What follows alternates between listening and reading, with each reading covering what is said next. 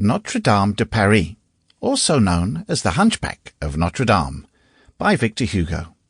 Narrated by Robin Nixon. Volume 2, Book 7, Chapter 1, The Danger of Confiding One's Secret to a Goat. Many weeks had elapsed.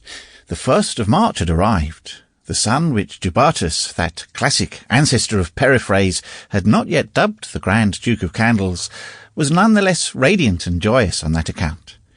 It was one of those spring days which possesses so much sweetness and beauty that all Paris turns out into the squares and promenades and celebrates them as though they were Sundays. In those days of brilliancy, warmth and serenity, there's a certain hour above all others when the facade of Notre Dame should be admired. It is the moment when the sun, already declining towards the west, looks the cathedral almost full in the face.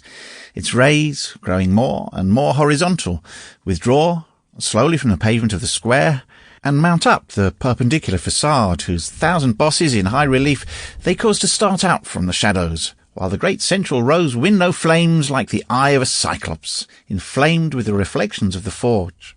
This was the hour. Opposite the lofty cathedral, reddened by the setting sun, on the stone balcony built above the porch of a rich Gothic house, which formed the angle of the square and the Rue de Parvis, several young girls were laughing and chatting with every sort of grace and mirth.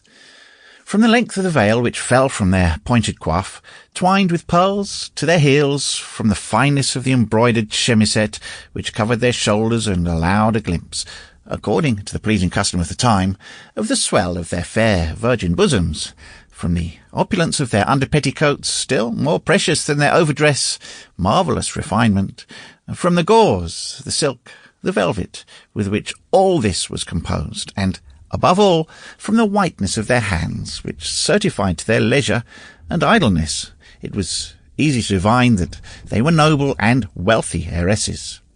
They were, in fact, Damoiselle Fleur-de-Lis de Gondelaurier and her companions Diane de Christoil, Amelotte de Montmichel, Colombe de Gailfontaine, and the little Champchevrier maiden, all damsels of good birth, assembled at that moment at the house of the Dame Widow de Gondelaurier on account of Monseigneur de Beaujeu and Madame his wife, who were to come to Paris in the month of April, there to choose maids of honour for the Dauphiness Marguerite, who was to be received in Picardy from the hands of the Flemings.